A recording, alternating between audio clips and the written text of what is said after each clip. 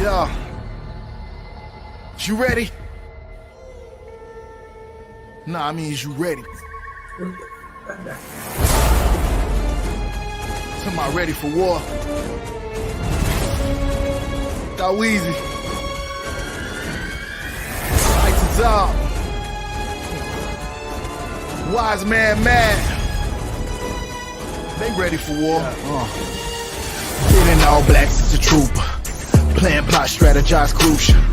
Gotta pick a side, no neutral. In the middle of a war, as usual. Watch your back, they shoot. If your ops drop, better keep it moving. All we do is win, no losing. In the middle of a war, as usual. In the middle of a war, as usual. In the middle of a war, as usual. Plan, plot, strategize, crucial. In the middle of a war, as usual.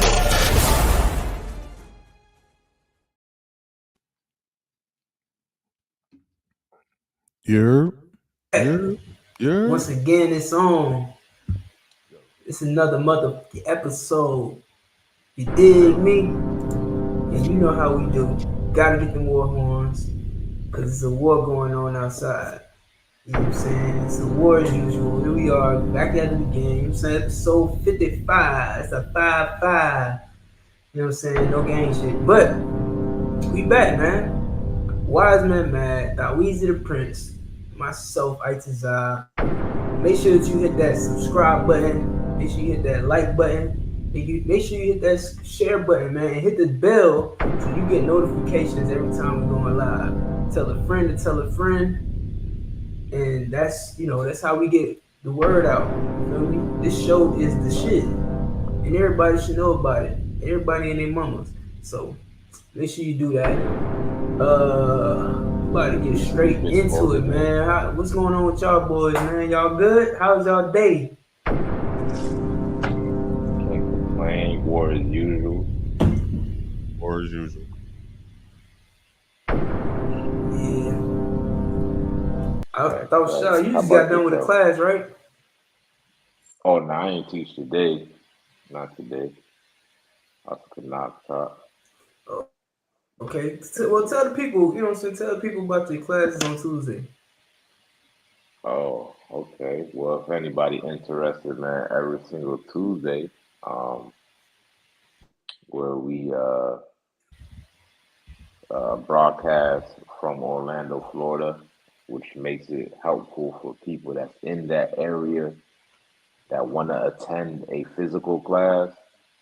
We at the library, also cannot. We holding it down every single Tuesday. Other than that, man, I actually be here in Orlando. Subscribe too. Get the reviews. Which y'all at the Hart Memorial Library? Yeah, we actually downtown Orlando. The library in downtown Orlando. It's the only library in downtown Orlando. So if you type into your phone, type into Google, library downtown Orlando from 5 to 7 every single Tuesday. All right, type that in. Come through, ask all and every question, man. How about yourself? What you got going on in Monroe? Oh, Louisiana. My bad. I ain't looking at yourself, people. Monroe, Louisiana. You already know. So, man, I mean, listen, the people out here very receptive to the UPK. You know what I'm saying? From what I'm seeing, I just hope that you know, we can get some soldiers out of here. It's a small town. It's a very small town, Monroe. But you know what I'm saying? Everybody out here is kind of like they very receptive to the truth. You know what I'm saying? So I can definitely see it growing. I can see some soldiers coming out of Monroe. I can definitely see it. You got one young man named Wilton. You know what I'm saying? So Lord willing, he sticks around, he goes through the trooper program, becomes an officer and all that. So that's what's up, my man.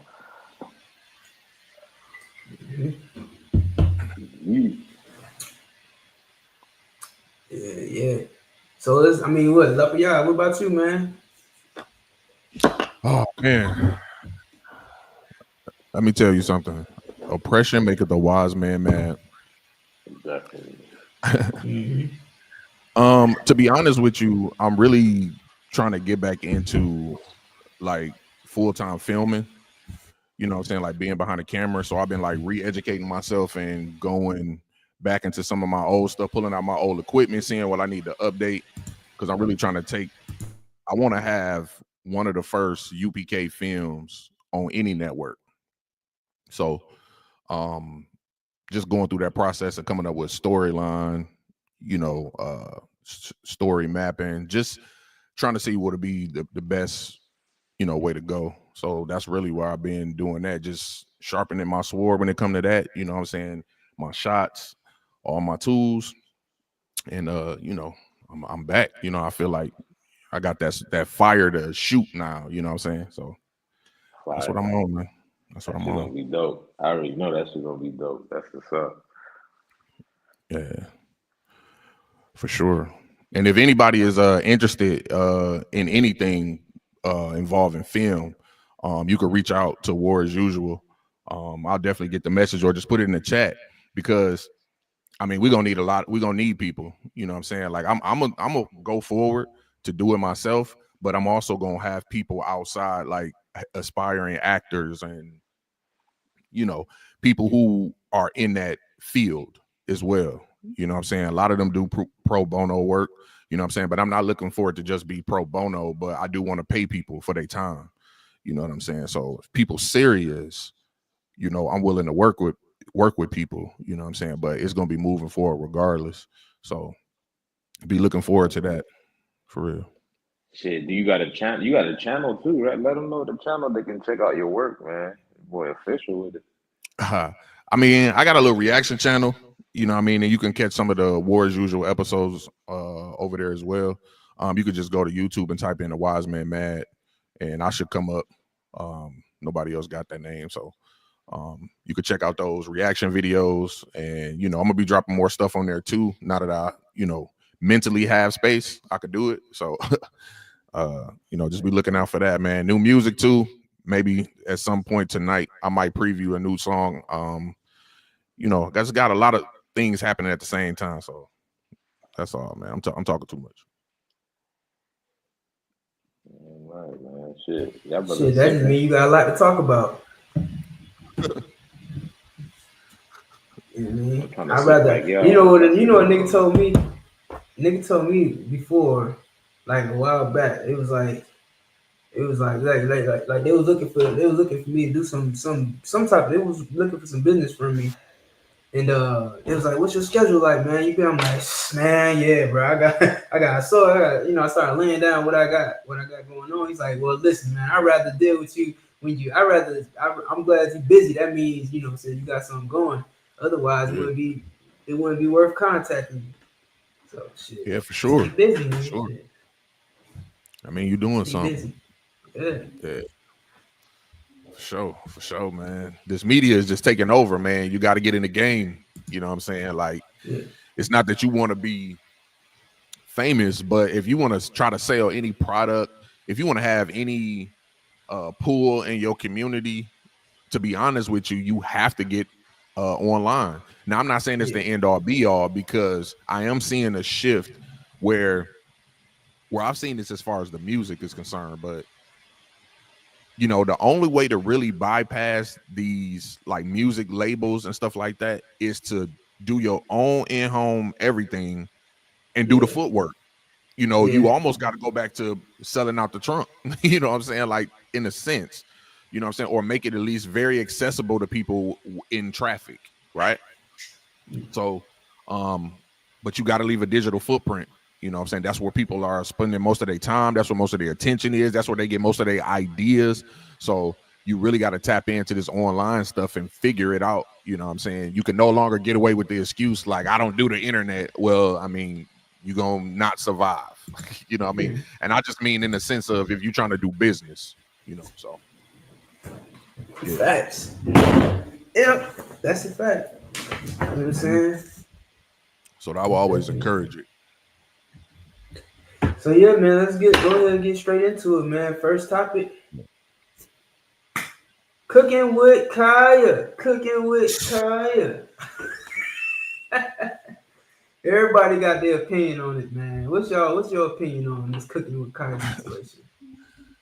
Man, I'm gonna be honest. I guess it's the. Hold up. Is we showing the video or not? I mean, I don't think we don't got to. Nah, forget it. You know what I'll do? What's up? Okay, this is what I'll do.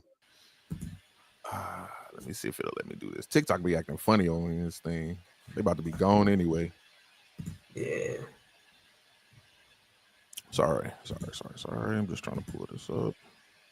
Every time I go to share it, it just start playing. Oh, please don't. Please don't. I want to. There. Wait. Trying to get a clear shot of her. I forgot she was dancing on this damn thing. Yeah. Listen, don't worry. Don't worry about. Listen. Hey, look, that look good right there. Don't go ahead and show that right there. Show that one right there. Hey, listen, man. Don't be afraid. As soon as I add it to the stage, it's going. Okay, we good. Yeah. Play. No, it's good. Yeah. Nah, you know what I'm saying? It's gonna bring in the thirsty niggas anyway. We need some more traction to this. Hey, but nah, I mean, listen. Here's the thing, right? This sister look good, okay, and she cooks, and she twerks while she cooks or whatever. And so now on social media, it seems like all of the women are in an uproar about this sister. And I just cannot wrap my head around why they so upset about her. I don't understand it. The only thing I could come up with in my head is that they're mad because she can cook. But I just don't understand it because, I mean, everybody cooking. Everybody, it's a cooking. Every time you go on the internet, it's somebody cooking. And every time you go on the internet, it's somebody twerking. Mm-hmm. This woman just happened to put both of them together, and she's not the first to do it. So I just really don't understand. I do understand, and I think what I understand, most people don't understand.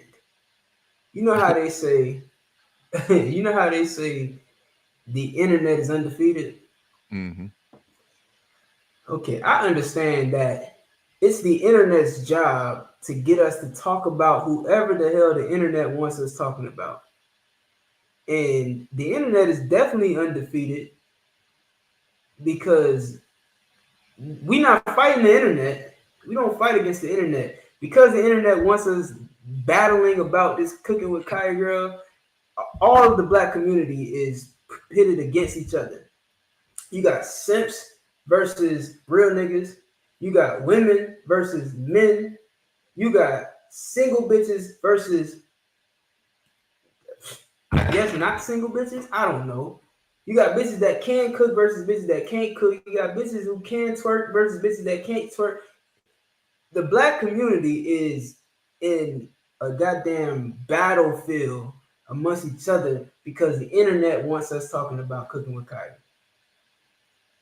That's the real enemy. Kaya is not the enemy. And people not realizing that shit. Why are black women making Kaya their enemy when she's just a sister who wants some attention on social media? So she's cooking and popping that booty. I get it. You know what I'm saying? It's not the modest thing to do. It's not the righteous thing to do. The holy rolling, sanctified, church-filled, Holy Ghost, sanctified thing to do.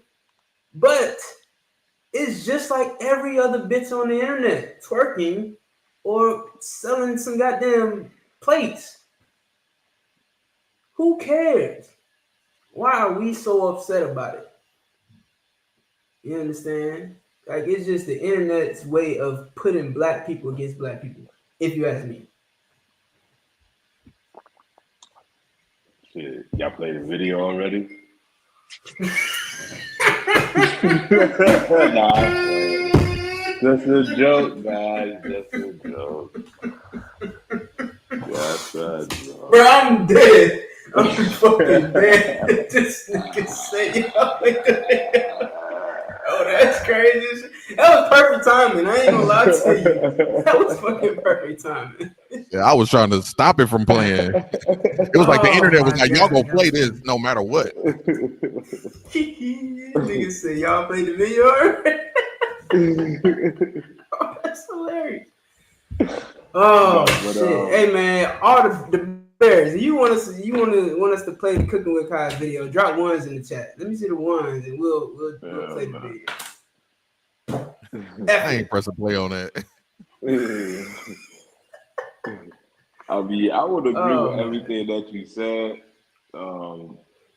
Shout out to the sisters in the UPK. That's what I would say. That be cooking with modesty. You know what I'm saying? Facts. Not too long ago, me and Lafayette came up with the idea to, film sisters cooking. And lo and behold, there is a sister that's popular right now for cooking. So, I mean, we right in the spirit of what we need to be doing. And like you said, she's just a sister in the world. I would not promote any sister to do what she's doing unless you're doing it for your husband. You know what I'm saying? Like, that's the one thing that women can take from this. She's giving you game on how to get a man attention. You get what I'm saying? Like you said, what you can't cook. Men are simple. We are simple creatures. As long as you cooking,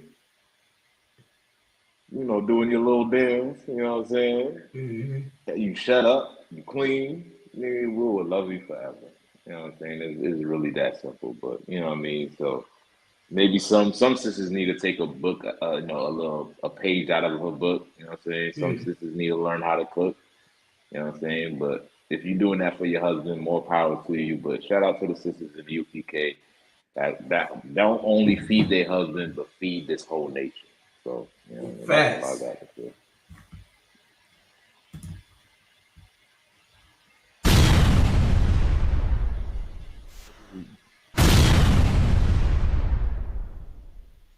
Niggas waiting till somebody push the button, huh? Yeah. Niggas will mistakenly push the button. Your elbow gonna push the goddamn button. Yo, I think the women are upset just because men like it. I think it's that simple. To be honest, that's all it is. It's something that men like, and then it's so simple. It's such a simple thing, and it's like you said, how men are, kind of simple. And not simple in a dumb way, just really easier to please, right? So even with what she's doing, we've seen worse. You know what I'm saying? Like, anybody acting like this is like the worst shit you ever seen. I mean, come on, relax. All the shit we see way worse than this. You know what I'm saying? So I think any hate that's coming from the women is probably because they see niggas liking it. You know what I mean? And they don't like that no, form of competition. Not that she's competition, but I guess maybe they consider her a pick-me. You know what I'm saying? Like, her doing that. You know what I mean? It goes against the grain a little bit. You know what I mean? So that's what it is. The pick-me. They had a whole uproar over that, the pick-me thing. Yeah. That's probably what it is. So how is that? How is she even pick? Like, how is she a pick-me though? Like men are just attracted to natural bodies and good cooking. What's wrong with that? How's that? How are you being a pick-me for using your God-given talents to get on the internet? I mean, you like this woman is on the internet cooking because she's good at it. She's showing her body because, huh? So we all know who be tuning in. You know what I mean? So yeah, shit went over niggas. I caught it. I got it. Pause. Yeah, I'm lost as fuck. But I feel you. I'm just saying. Defend your girl. I'm just Damn saying. right, man. Damn right.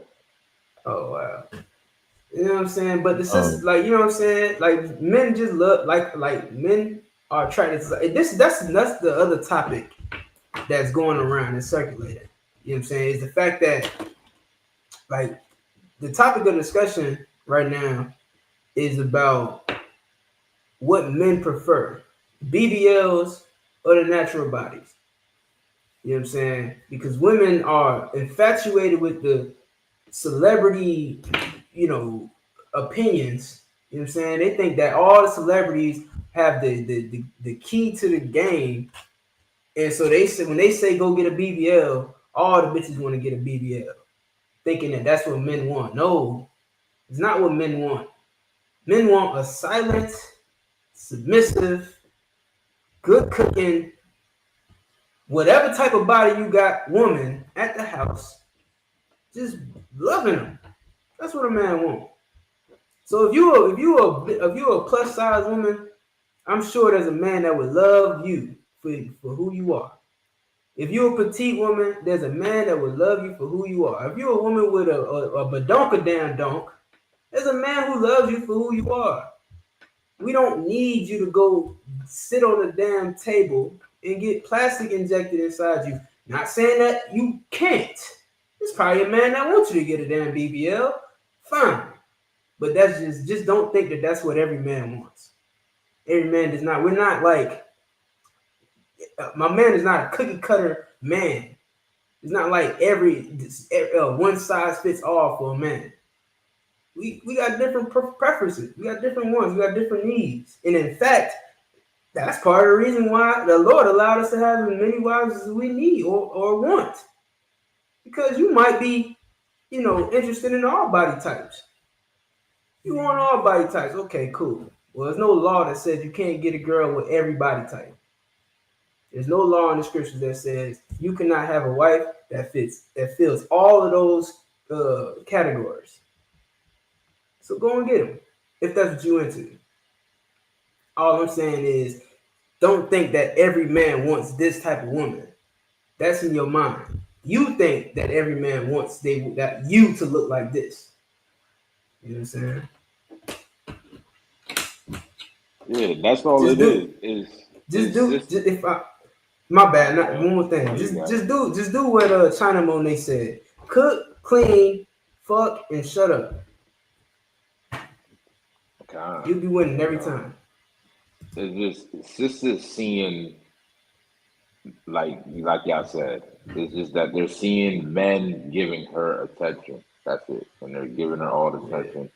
And of course, it's not in the most ethical way, right? Of course, you know what I'm saying. But we men are gonna be men at the end of the day, right? They're gonna want to see what's going on. But like I said, you know what I mean? This is something that you can take a page out of her book. The man wouldn't be watching Cooking with Kaya if he was cooking at the crib. All right? If he was cooking at the crib, you know what I'm saying? If he was doing all of that for him, making sure he was to wild, he get off of work, you ask him how his day went, you give him the space that he needs, you ask him if he's hungry, you rub his back, you do all the things that is meat for a virtuous woman to do. You know what I'm saying? And that's going to keep a man's attention. That's going to keep him at your crib. That's going to keep him calling your line. That's going to keep him making sure you good, taken care of, relaxed, all of that. You know what I'm saying? And protected and guided. You know what I'm saying? But if you just a loudmouth sister arguing, fighting, bickering, not cooking, damn near don't take care of yourself, don't take care of your hygiene, he's going to watch Cooking with Kaya. I'm sorry. Just the reality. You know what I mean? But that's it.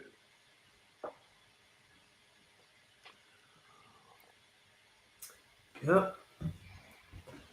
So we done with that? Is it laid to bed now? Yeah. If the BBL look right, it ain't all that bad. It's hard to get that thing looking right though. It ain't gonna be me, but to be honest with you, like if it look right, okay. And then you don't get no. I don't know how it works, but I don't think you get no do-overs. Well, too, like it's like Officer Thaweezy said, it's done for attention. Like if you go back in history, at one point in time, a woman revealing her ankles was a big deal. Yeah, like being able to see a woman's ankles was a big deal.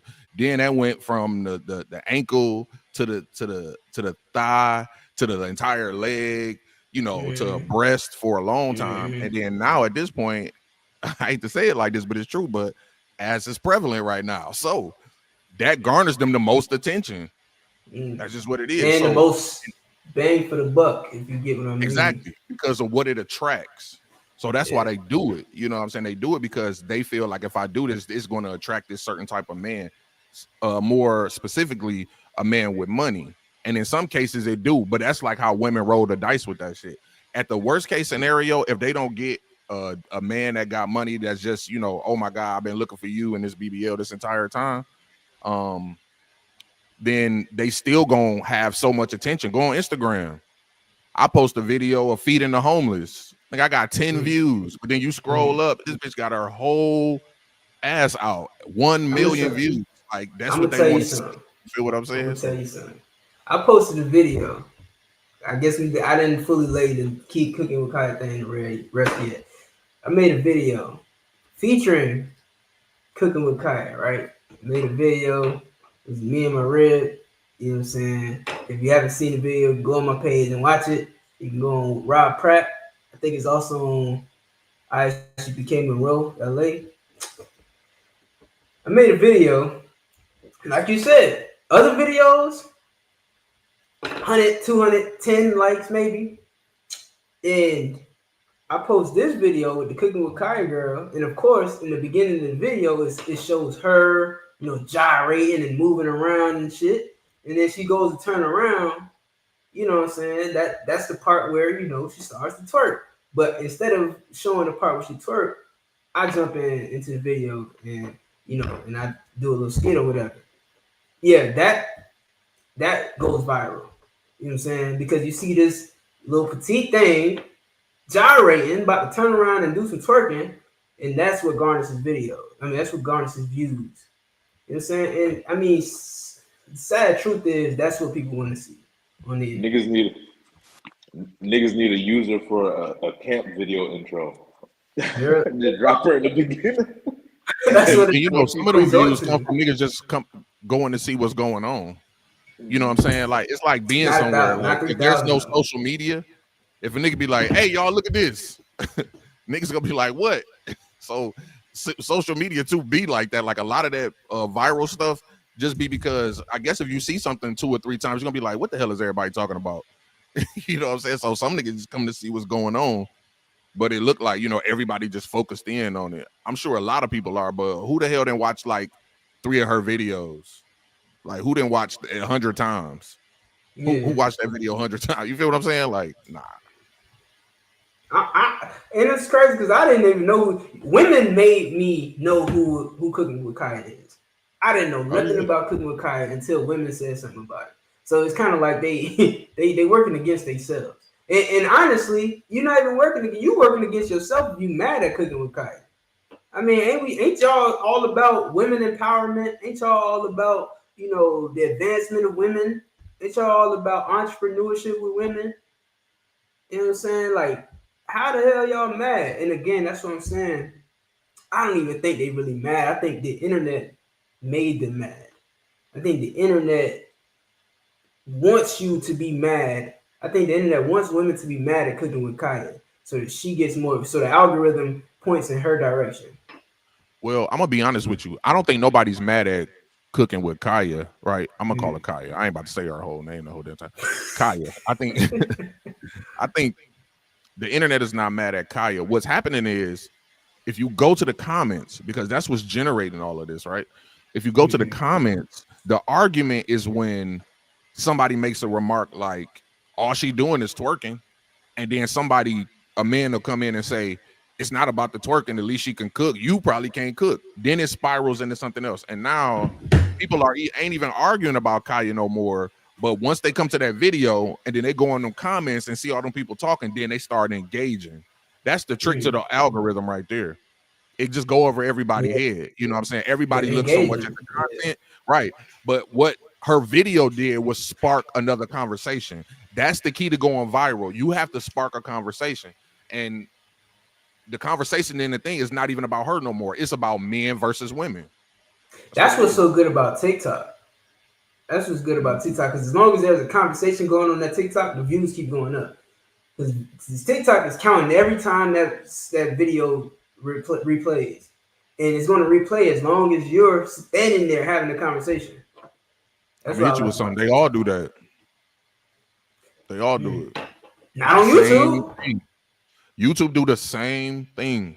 Oh well, I can't. If you got a video that got 10 views and people start commenting on it, I guarantee you that video start growing. Guaranteed. That's how it always happened. That's why when we have larger videos, it'd be like everybody go comment, jump in there. That's why I always say it. Like, go. Well, no, I do know. I get the engagement aspect of it. Like, if you got more engagement, that's what boosts it. That's what boosts its rating in the algorithm. I know that. But as far as the views going up, with people standing there watching it, I don't know if it worked. I mean, you might be right, but I just didn't know it worked like that. Like where the views keep going up the longer you're sitting there having a conversation.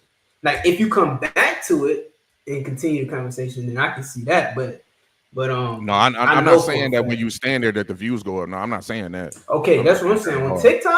On TikTok, like yeah, the engagement does boost it, but you sitting there like the videos replaying and replaying, those views go up every time that it replays. Right. So that's the good thing about TikTok, if you ask me. Yeah. Too bad we won't have it in a minute. Oh well. Life goes on. America's going to find its own way to copy TikTok, and life will continue until Christ returns. That's going to reset the economy, though, to be honest. Because if TikTok go away, all the videos and all that stuff, I hope everybody backed it up. And you're going to have to, whatever new software you have to upload it to that. Yep. It's just like Vine. I hope you still find it funny. Right. Yeah. Yeah. All right. Well, we'll see what the ticket holds, man. What the bingo card holds. All right. So what's next? Let's talk about the Israel strike. So I got an article right here. I'm gonna go ahead and pull it. You got a video. You got like a picture or something of that, or if you got the video of that bomb dropping, Baba Kushab, if you could play that, that'd be too wild. Israel strike? I'm gonna go ahead and read this while you get the video. It says impact. Yeah, the Israel dropped it's called they're calling it the earthquake bomb. It says impact of Israel's heaviest bomb strikes in Syria registered on the Richter scale report. The Israeli bomb explosion took place in northwestern Syria near the city of Tartus, with a giant mushroom cloud fireball visible in the aftermath. Continuing its heavy strikes in Syria after the fall of the Assad regime, Israel on Sunday, December 15th, carried out its most violent attack since 2012 in the region, as per a report by the Syrian Observatory for Human Rights. A video going viral on social media showed an Israeli bomb going off in northwestern Syria near the city of Tartus, leading to a supposed giant mushroom cloud fireball. The explosion was so powerful that it was measured as a 3.1 magnitude earthquake on the seismic sensor, according to a war monitor group cited by various media reports. You know what I'm saying? Like this bomb right here, you know what I'm saying, was so heavy. The impact of it was equivalent to a miniature. You know what I'm saying? Definitely some biblical stuff going on. It's the same. It's almost like a miniature earthquake, man. Like a 3.1 on the Richter scale is like a small earthquake. It's not necessarily enough to damage anything, or you know what I'm saying, to be dangerous. But it's an earthquake. First of all, this is like basically you have an earthquake and a bomb at the same damn time. Like that's biblical. That's biblical. And it's only going to get worse. We know that this is ramping up to World War III. If you didn't know, World War III is already happening. It's going on right now. That's why you see wars going on in so many different places all at the same time. So if you sitting at home and you think that that the World War III is not going to happen for whatever reason, you are sadly mistaken. It's biblical prophecy. That means it's going to happen. Oh shoot! Let me take this banner down. My bad.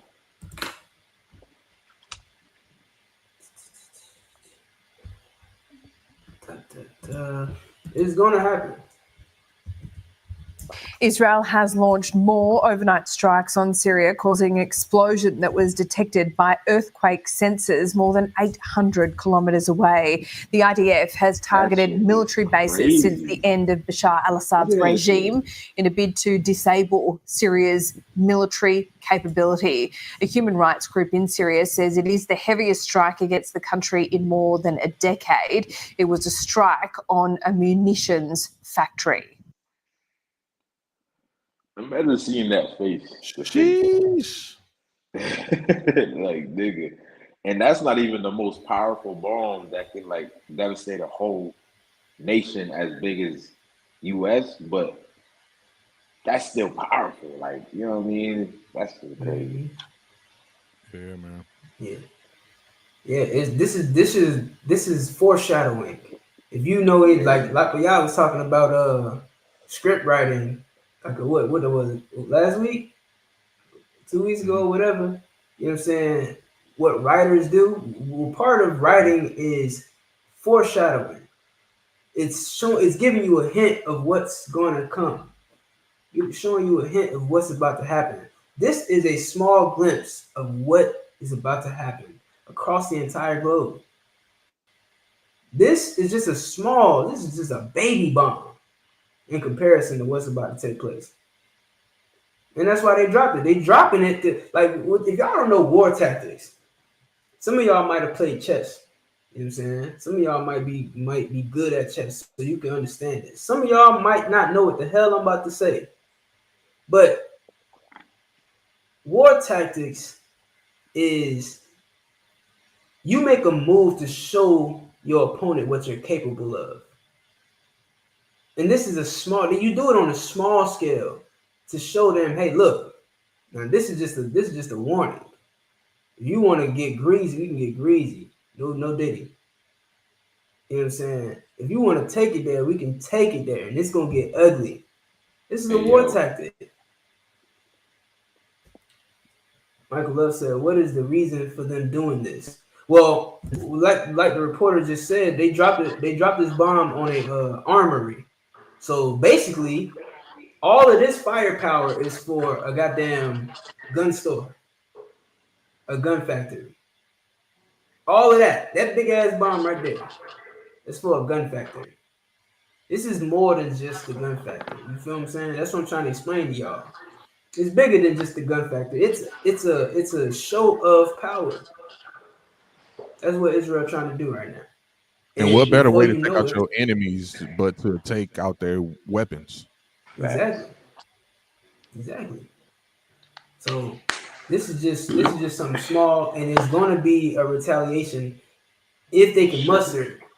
Now here's the thing about it, Dirk. I'm gonna read some more. Before you read, can I just say, man, is it just me, or have Israel never let off on the gas for a minute? Like they've been going war after war, bombing after bombing all year. I mean, For sure. And they've been allowed to do that too, because it's like that thing where they've been portraying themselves as being meek and innocent, and everybody picked on us. But secretly, they've been gathering resources, getting unnatural aid from all over the place, right? Building such a sophisticated army, right? That when the time came, they reserved the right to strike, basically, by taking all the losses throughout time. You know what I'm saying? They always going to go back to, you know, Hitler and all that. So they feel justified, you know what I'm saying? Like, so now it's like, oh, we didn't had enough. Now we about to show y'all like what happens. Like, you know, when you mess with somebody, like, you know, we've been planning for this. They've been planning. They're waiting to use the gun. You feel what I'm saying? All that meekness go out the window. Yeah. Lapayard, what you just said was so heavy. You know what I'm saying? Because what you're talking about is setting precedents. Like they're using what happened with them with Germany to set precedents to say to everybody, hey, look, because of this atrocity happened to us, nothing like this can ever happen again. So we are in our full right to use any capability that we have to protect ourselves. And it's strange how everybody can understand that shit when it comes to them. But they can't understand it when it comes to niggas, man. They can't understand it when it comes to blacks and Hispanics. So how the hell is it okay for Israel to do this shit? But when it comes to protecting black people, we racist because we call out the atrocities that happen to black people at the hands of white people. We racist because we calling out what the white people have done to the Native Indians. We racist. Oh, you gotta let that go. It's about equality now. It's about equality. You gotta let things be the past. You wasn't no slave. Half these motherfuckers in Israel was not in the Holocaust. But they got every right to defend themselves. They got every right to use any capability that they have to wage war on anybody that poses a threat to them. Well, why the hell can't my people do the same thing? See, you can understand it when it's white people. You can understand it when it's the Israelis. But when a nigga got something to say about it, oh, you sound crazy. You sound racist. You sound radical. You sound like you're in a cult. All I want is for my people to goddamn live. But of course, I can't. That's too much to ask for. It's too much to ask for blacks to live. But Israelis can. Netanyahu and his people, they get to live. They get to drop bombs and nobody bats an eye. Bullshit. For real. And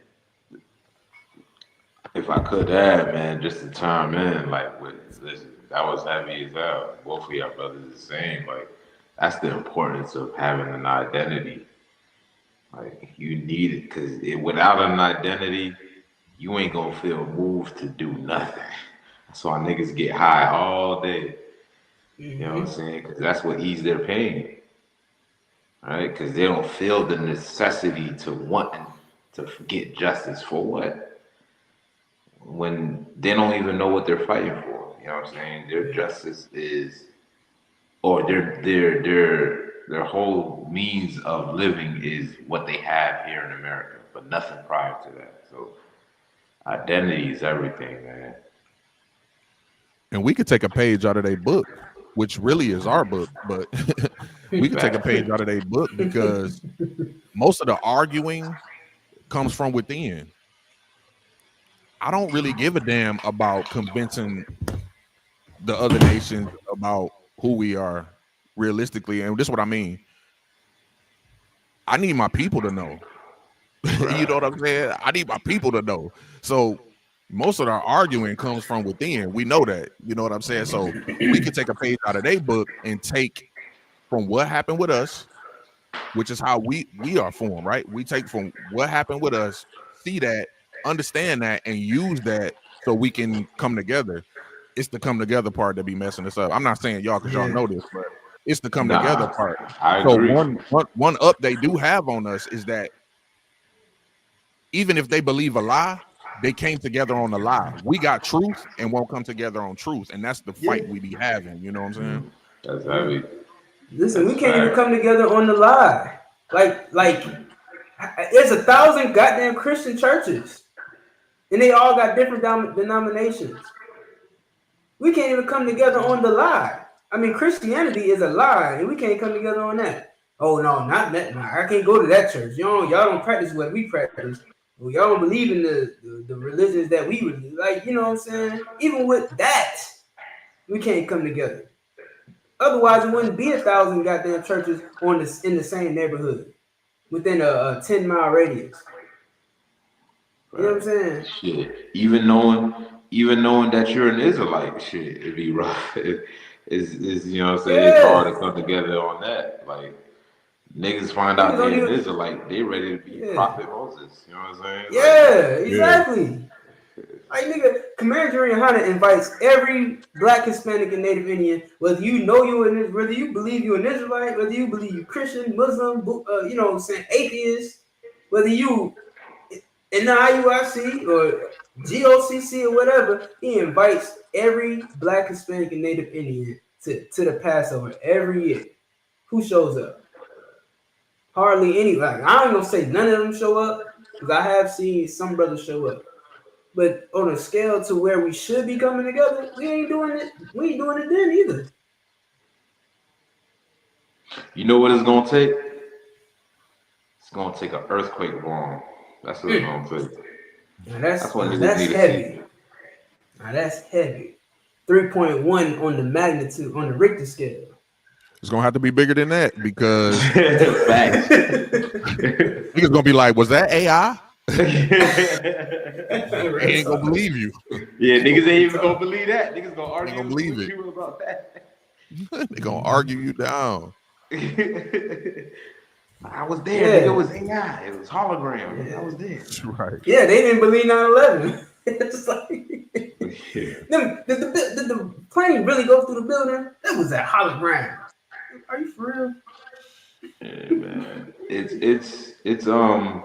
It's all in our oppressor doing. Like he knows how to keep our minds preoccupied.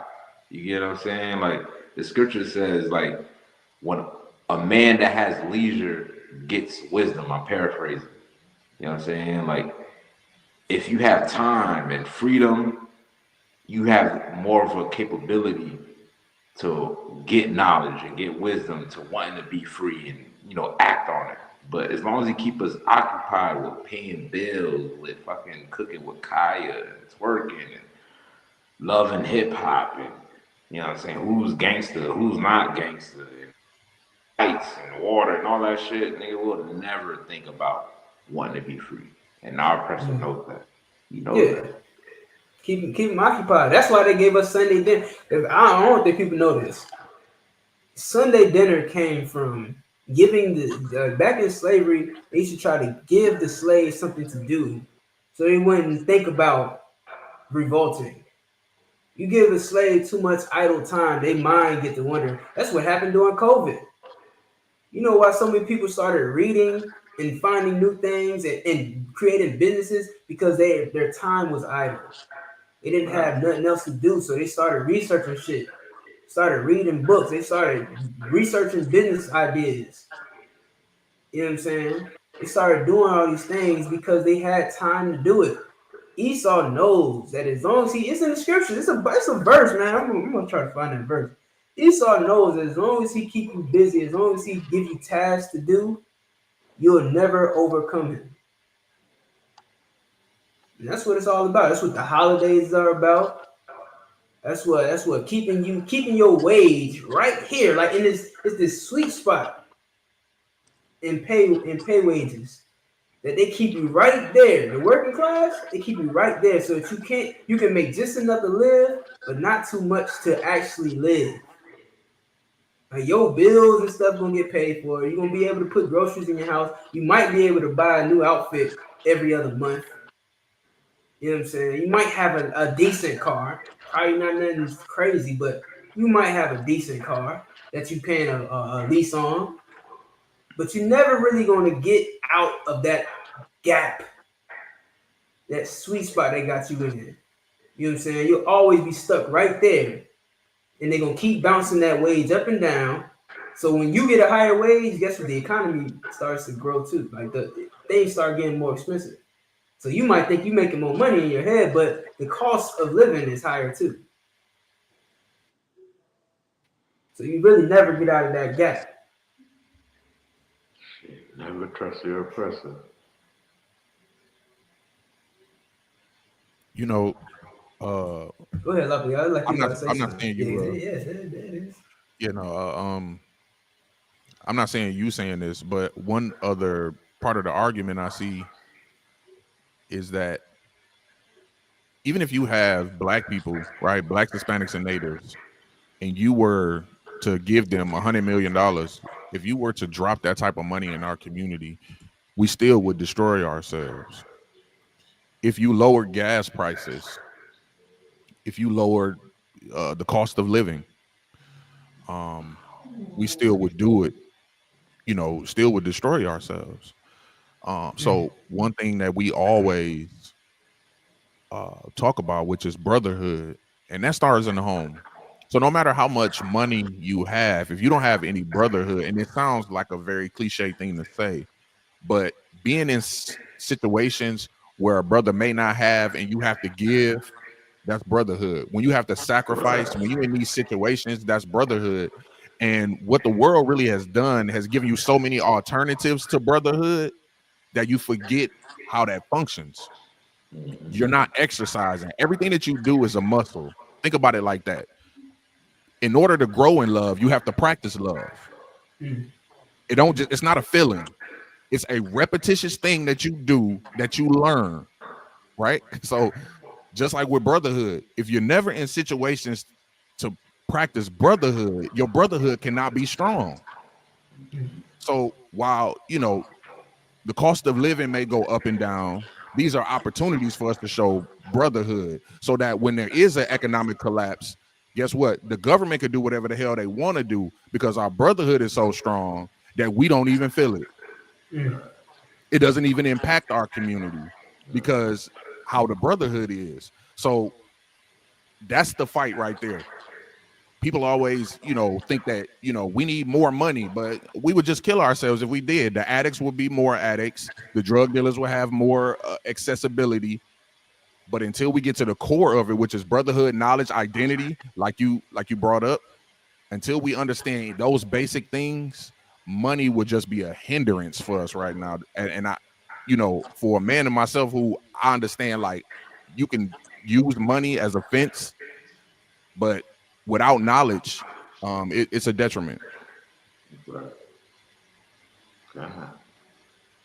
I agree, my nigga. Shit, Michael Love says, didn't Pharaoh put more tasks on us when Moses asked for us to go praise the Most High? Facts. Yeah. Like he's seen us wanting to go praise the Most High, what, for 3 days, was it? Only 3 days? Mm-hmm. He was like, nigga, y'all niggas is too preoccupied, man. I got too much time on it. Right. Niggas gotta get and if I could, one last thing I wanted to say too. One last thing I wanted to say too. Something that your Christian pastor don't tell you enough, or people don't tell you enough. When you open up Facebook, the first thing it say is, "What's on your mind?" Yeah. It used to say that more prevalent than it did. Now you don't really pay attention to it because you go straight to typing. But it says there, "What's on your mind?" Right? If people will recognize where they are, then it'll probably help us. You know why the gas prices, you know why it's war, you know why the rent is messed up, you can't find nowhere to live, shit is hard. You know why it's like that?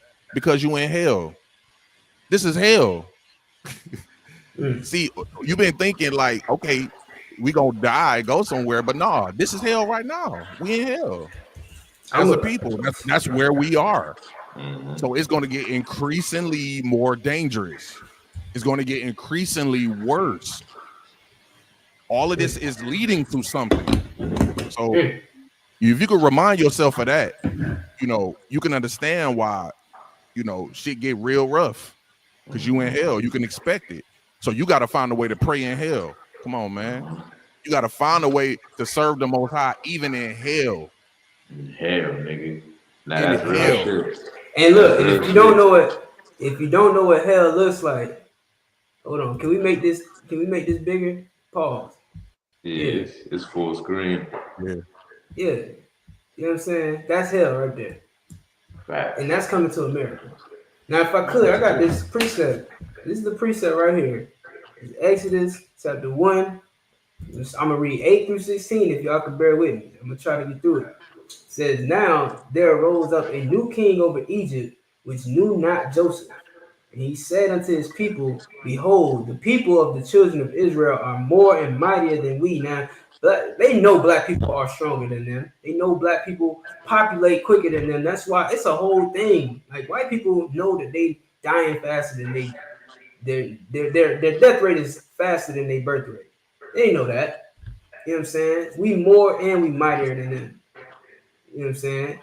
And even in Egypt, we was more and mightier than them. Verse 10 says, come on, let us deal wisely with them, lest they multiply, and it come to pass that when there falleth out any war, they join also unto our enemies and fight against us. And so get them up out of the land. And so get them up out of the land. Meaning, first of all, we had a war right now. And since the dawn of damn time, white people have always feared black people rising up against them because they know they deserve it. That's what they call white guilt. They know that they deserve for black people to rise up and overthrow them. They know that they deserve it. But the thing about black people, we so compassionate, we so merciful, we so forgiving that it don't even cross our minds. The average black man, average Hispanic man, it don't even cross their mind to get revenge. They just want peace. They just want to live peacefully in America, in the land that they was made to be slaves, made to be servants. But our oppressor always thinks that we just gonna rise up against them. You know what I'm saying? And it's a war going on right now. And that same fear that they had in Egypt, they having it right now in America. They fear that black people are gonna rise up against them and join the enemy. They had that same fear during the Civil War, the same fear during the Vietnam War, with the Viet Cong War and all that shit. They had those same fears that we was gonna rise up. They stopped us from doing the DAP. This shit that brothers do, and they do all that stuff. They put a rule against that. Black people cannot do the DAP, and DAP stood for dignity and pride. Look it up. The DAP stands for dignity and pride, and they put an end to that in the military because they thought that black people were sending codes to each other on how to overthrow the military, to go AWOL and overthrow the military. So they thought all this dapping and stuff that we was doing, they thought those was codes, and they put an end to it. You understand? You saw it's a bitch. That's what he is. He's a base man. You know what I'm saying? It says, and so get them up out of the land, meaning they think that we gonna escape. They don't even want us to escape. You know how they say, oh, if it's so bad, go back to Africa. They really don't even want us to leave because they know that we make their economy great. They know that we make America great. So they really don't even want us to leave. You know what I'm saying? That's their fear that we're going to overthrow them and get up out their land. All right, verse 11. Therefore, they did set over them taskmasters to afflict them with their burdens. And they built for Pharaoh treasure cities, just like we do today, just like Detroit, just like New York, Manhattan, just like Miami. You understand? Just like New Orleans. We built them treasure cities. All right. Verse 12. But the more they afflicted them, the more they multiplied and grew. Look at the Mexicans, man. They having babies every day. Black people having babies every day. Hispanics having babies every day. You understand?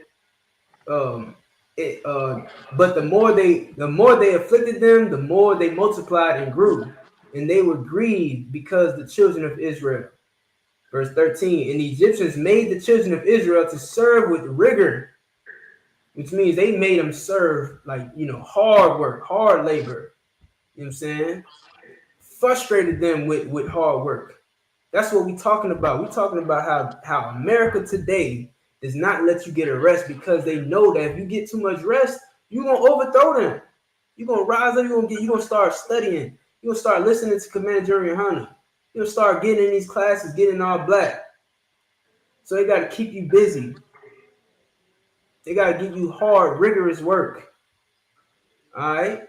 Verse 14, and they made their lives bitter with hard bondage. in mortar and in brick, and in all manner of service in the field. All their service wherein they made them serve was with rigor. You understand? With hard work. Verse 15. And the king of Egypt spake to the Hebrew midwives, of which the name of the one was Sephara, and the name of the other was Pur. And he said, when ye do the office of a midwife to the Hebrew women, and see them upon the stools, if it be a son, then ye shall kill him. But if it be a daughter, then ye shall live. Then she shall live. Listen, that's abortion right there in the Bible. Thousands and thousands of years ago, that was the reason for abortion then. That's the reason for abortion now. We steady populating. We steady having babies. You know what I'm saying? If you leave the black man, the black woman alone and let them love each other, they're gonna have babies to no end. You seen it happen. We see how many times we see, it ain't often, but how many times you see when a happy black couple has the freedom to be happy and together, they got like 13 babies. And then those 13 babies have kids, and those kids have kids. We see it sometimes, maybe not all the time, but in traditional families, that's what you see, man. 13, 14 babies, and then all those babies have babies. Well, leave it to your oppressor, man. He gonna put abortion clinics in your neighborhood and unalive your babies so that doesn't happen. He gonna get in your mind and make you think, oh, you only need 2 or 3 kids. Otherwise, it's gonna get in the way of your career. You're not gonna be able to build your career. Hey, listen, dummy, you don't even have a career. You think working at McDonald's is a career, nigga? That's a job. That's a slavery, better yet. It's not no goddamn career. You know what I'm saying? That the white man got into your woman's head and made her think that if she have kids, her life is over. If she stay with you, her life is over. She gotta do her own thing. Which is why the feminist movement was so diabolical to black people. You understand? And that's what we're dealing with right here, man. This shit is biblical. This ain't just coincidence. This what's happening to us ain't on accident. It's on purpose, man. And it's biblical. You need to wake up, you need to get in class, and you need to figure out what the hell going on, because you sitting ducks out here. Black people are sitting ducks. Hispanics, you Hispanics too, man. If I could, real quick, I know I'm ranting, but big shout out to the Midwest. You know what I'm saying? Calvin Mawquad and his team. You know what I'm saying, for doing that, for doing the went out there to the reservation, man, to give out, winter clothing to the Menominee tribe, you know what I'm saying, a couple of other tribes that's out there, man. Big up to them, you know what I'm saying, because that's what's really needed. And believe it or not, man, it's some of our people that want to stop that. It's some of our own people that want to stop that because the white man got into their head too. They think that they fighting against the white man by fighting against the ISUPK. You fighting against the Most High when you fight against the ISUPK. You fighting for the white man when you fight against the ISUPK. The Lord sent the ISUPK to build his people back up, man. That's what we out here doing, man. And you ought to be ashamed if you talk bad about the ISUPK. So, like, I get it. Nah, damn right, man. Damn right. Shit. When that shit come, where that mushroom cloud at? That Sean come? Listen, when that John come, it's gonna come at a time where you least expect it. Black man, Hispanic man, Native Indian man. Right? It's gonna be as in the time of Moses, where they married and gave into marriage. You know what I'm saying? Like, it's gonna be a time where you least expect it. You walking down the block, you head into the store, you head into the mall, you head into work, and then boom, it hits you. You get what I'm saying? Like, don't get caught up in the crossfire. Like this, everything that you see that's about to go down is not meant for you. That's the crazy thing. It's not meant for us. The problem is that we want to cleave onto our oppressors so much that we are willing to go down with him. You know what I'm saying? And you don't want to get caught up in the crossfire because it's something a lot more better for you. Like if you think this is great right now, right? And don't everybody always say, right? People who believe in the universe and affirmations, they always want to believe that there's something greater or something better, right? Well, how about what if there were to be the same for the country that you live in? You know what I'm saying? Is there not something greater out there for us? Is life all about just waking up and slaving for this oppressor? Is that what life is supposed to be like? Some oppressor telling me when I can go on vacation, when I cannot go on vacation, when I can call off, when I'm sick, or he the one that dictates my day-to-day life? You know what I'm saying? There gotta be something better than this.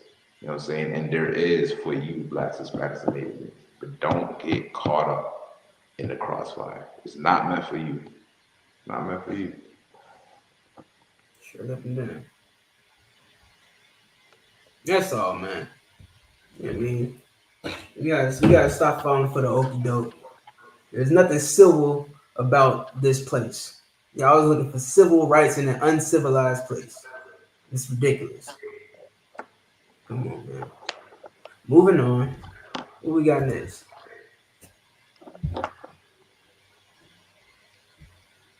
Where you want to take it, Lafayette? I need to read it. You need to what? You need a Red Bull? I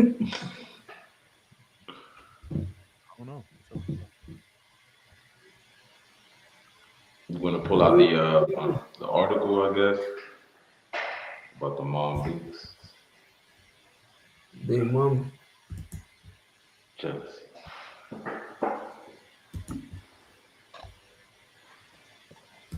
Yeah, let's do it. Is it a video or is it an article? It might be. I think I brought it in from. It was on Instagram. I don't know if it's gonna pull up like that.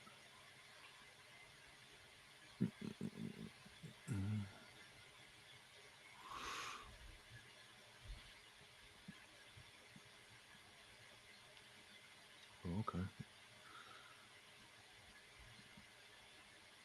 I'm gonna try this. Instagram tricky though.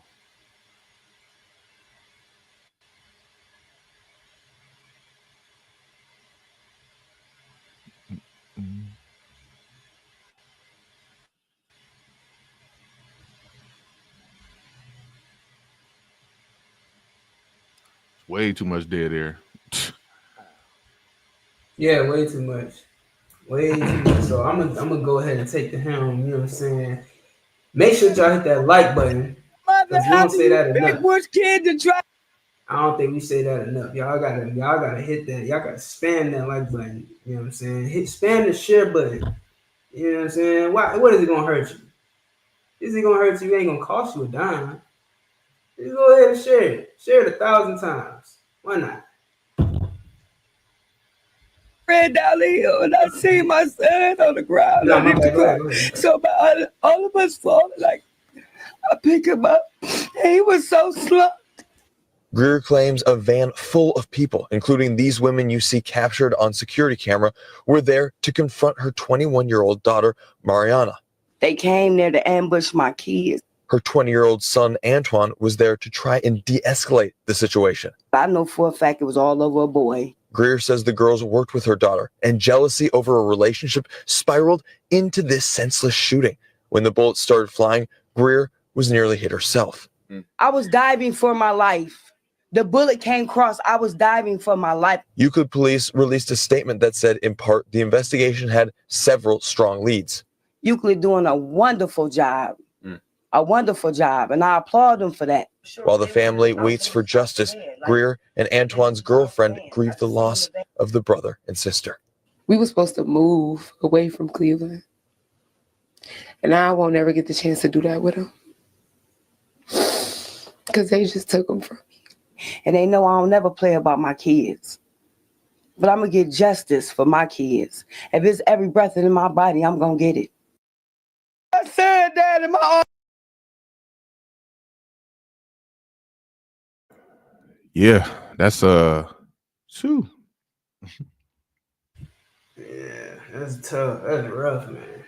But this is Yeah, not and fortunately new. all over a boy. That's crazy. Yeah, man. Man, and this what's messed up even worse is it's not new. Like it's every day. You know what I'm saying? And I know y'all want to blame it on black crime. I know you want to blame niggas. You're always looking to blame niggas. Well, niggas been taking the blame for forever, for hundreds of years, for centuries. We've been taking the blame. We was taking the blame for going on the goddamn ships in the first place, man.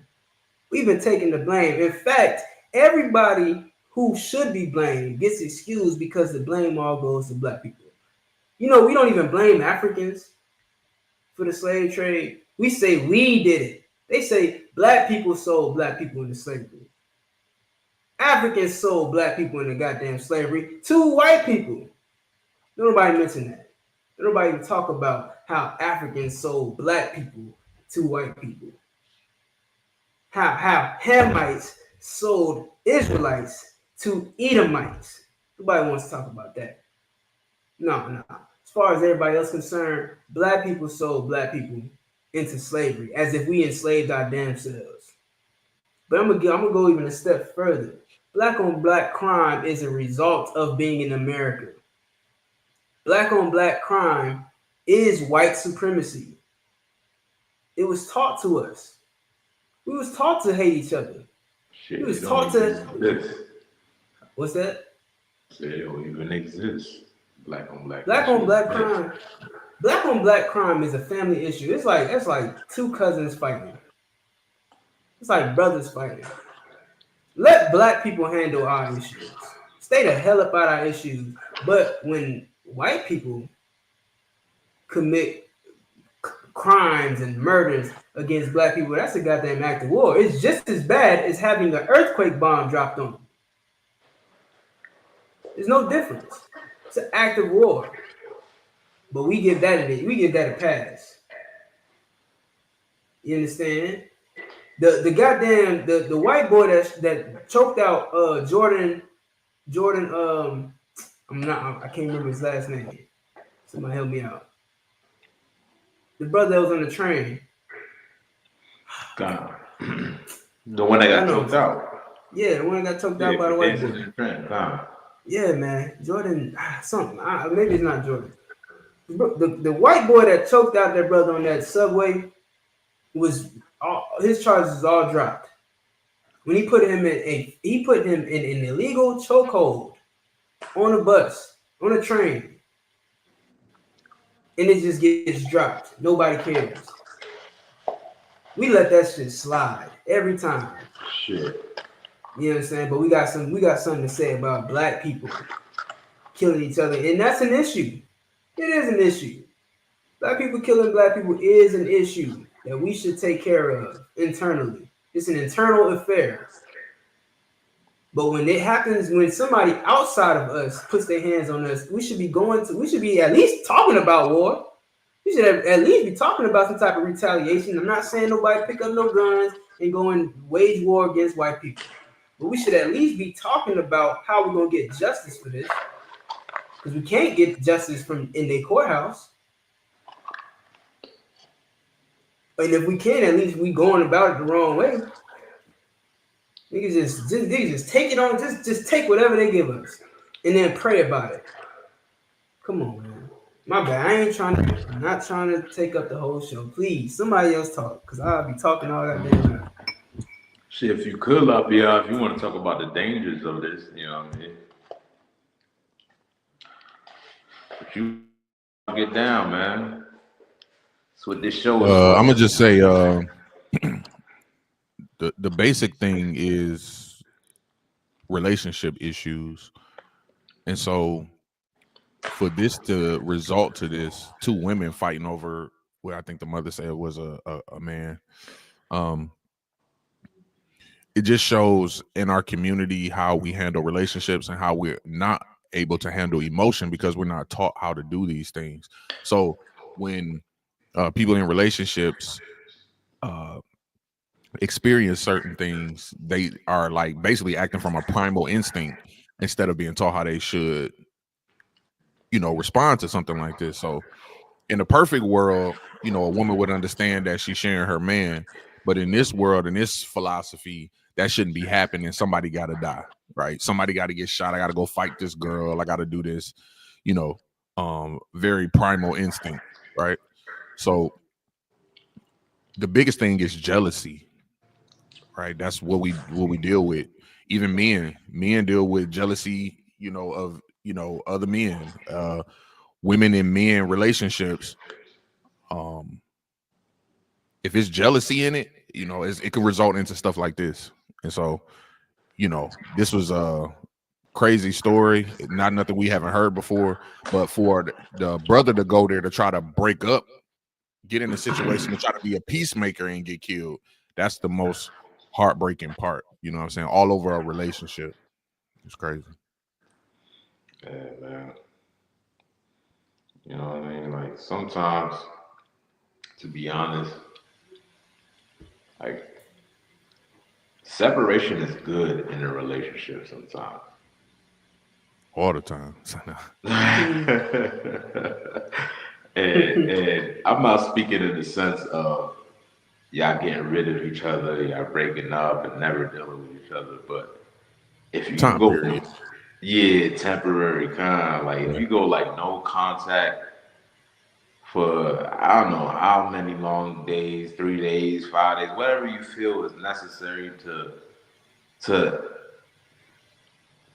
grow that bond. You get what I'm saying? Whatever is necessary to amplify that feeling that you have for each other, because that separation will do that. You get what I'm saying? And if it ever comes to a point where you have to be that much at odds with each other, man, just give yourself a break. Give each other a break, man. You know what I'm saying? Give each other a break. And then when y'all come back, it'll be good, man. It's definitely needed. And we taught the opposite here, though. You know what I'm saying? Like, I always say this, right? And I was this man a long time ago. But one thing I noticed about men in relationships with women, and sometimes vice versa, is that once that man becomes domesticated, he loses something. You know what I mean? Like, once you domesticate a man, he just loses just like the whole fire. You know what I'm saying? He just loses it. But without having separation, that's why I'm saying this. Like, a man needs a journey. He needs something he needs to be on. You know what I'm saying? A journey he need to be on, something he's building to, something he aspires to. And I believe that jointly you're supposed to do that with the woman as well.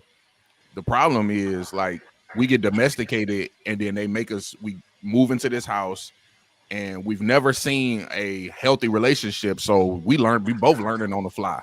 You know what I'm saying? What to expect. You got this woman coming from a household with maybe just women, no father. You got this man coming from this household with just a woman. So they both emotional. They're both emotional. Right. So then we get into this house together and trying to make this man-woman thing work, and we both got our emotions flying. Sometimes you could get past it, you know what I'm saying, 2-3 years, but after so long, it becomes too much, and that's why people don't stay together, right? Mm-hmm. So separation in a relationship should be a staple. Like, sometimes you need to go away from your mate. They used to say absence make the heart grow fonder. I found the opposite.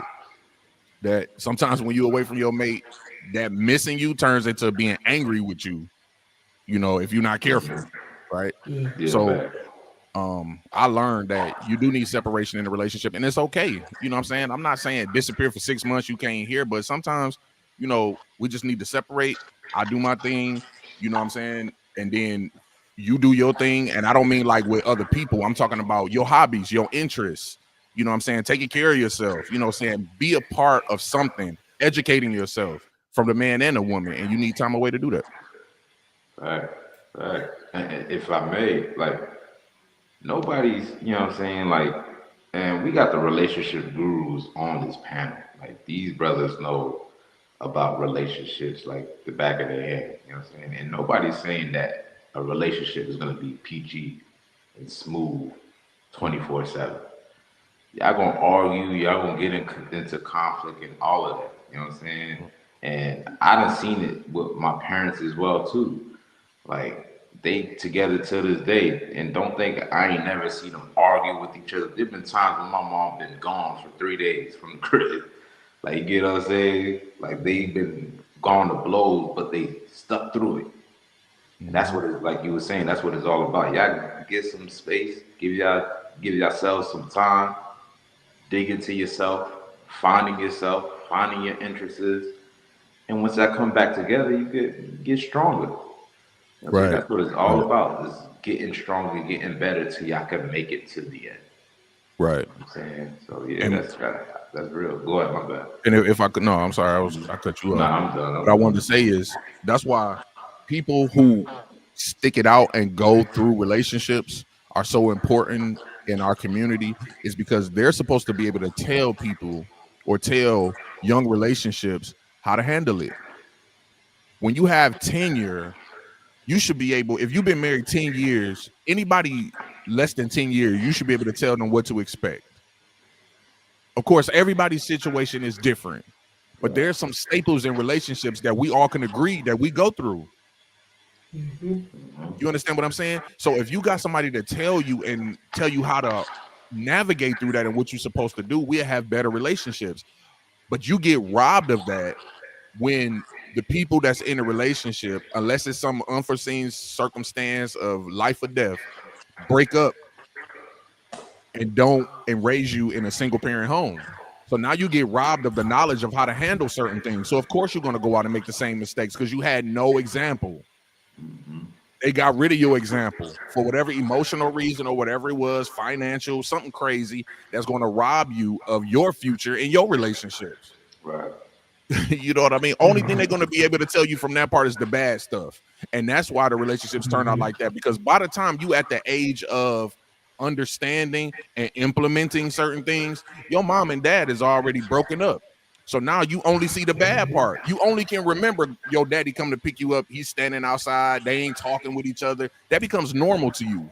So then when you get in a relationship, you like, oh shit, this is what it is. We're going to argue. We're supposed to do that. I got a baby mama. We got to be angry with each other. And it just spirals out of control. Yeah, that's hell. Definitely. If I Hell could, is everywhere, listen, even in your relationship. Right. this gonna piss him off a little bit. I forgot. This whole situation could have been avoided if women knew how to share their man. Right. I mean, the whole situation. If someone taught our daughters that it's a man's prerogative if he wants to deal with multiple wives or not, this whole situation could be avoided. Listen, polygyny can save lives and create lives. That's all I got to say. Right. And that's fact. That's facts. And you know what? Women can understand it, but niggas got to enforce it. Because you the stronger vessel, you got to almost back them into a corner. And this is what I mean by that. As a collective, right? If we got more men being honest and stop lying to these emotional women and then get mad when they blow your car up, and that's an option. You've seen it. You know, if you lie to this woman, there's a possibility, right? So the best thing to do is just come clean and just say, this is who you are, this is what you do. I ain't saying you got to give them every detail, but just to spare you, just be honest as much as you can, right? And then that way, if it's somebody for you, they'll gravitate to you. If not, they'll repel. It's very simple. Straight up, man. Like, listen, if she's for you at the end of the day. Like, you know what I mean? Ain't nothing can sway that. If she's for you, like, if she's down with you and she wants to be, you know, with you and rock with you, nigga, multiple wives is minor to This is how it goes. You know what I'm saying? If she can't deal with it, then she wasn't for you. Yeah, Really rock with you. let her go, man. Learn how to tell a bitch no, man. Like turn down. Listen, man. Learn how to turn down some box. You don't need every box in the world. I know we want it. Listen. As a man, you know what I'm saying? You naturally a conqueror. You want to conquer every box that's in the world. You want it. I get it. I understand. You want to mark your territory. I get it. Learn how to turn down some boxes. It might just save your life. It might just save other people's lives. Turn it down, man. There's other boxes out there that got your name on it. Literally. Go get that. You know what I'm saying? Learn how to turn down the box, man. You don't need it. Ask yourself, is it worth it? Is this one worth it? I find myself doing that very often. I get to thinking like, damn, I gotta raise this bitch. I gotta talk. I gotta consider her problems. I gotta have the right answers for her. I gotta stand on business all the fucking time. Because if I don't, she gonna hold the shit against me. Anytime you don't understand, if you don't stand on business with your woman, she never gonna let you. She never gonna let it down. She never gonna let you get over it. You better stand on business. When you choose to stand on business, and you gonna have to do that every time, while considering her emotions, while considering the right move for both of y'all to make, and you gotta sit back and think, damn, is it worth it? Ask yourself, man, is it worth it before you do it? I'm telling you, you're gonna save yourself a headache. You're gonna have a headache regardless. But goddamn, like, what's one less headache? Sheesh, I'm just saying. Facts. Unless she's cooking with Kaya.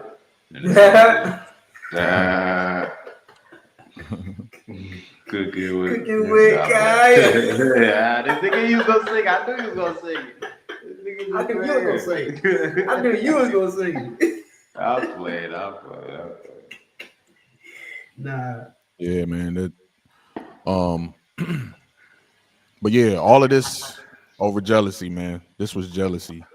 And you know, for women, it's a very serious thing. For men, it's a very serious thing. But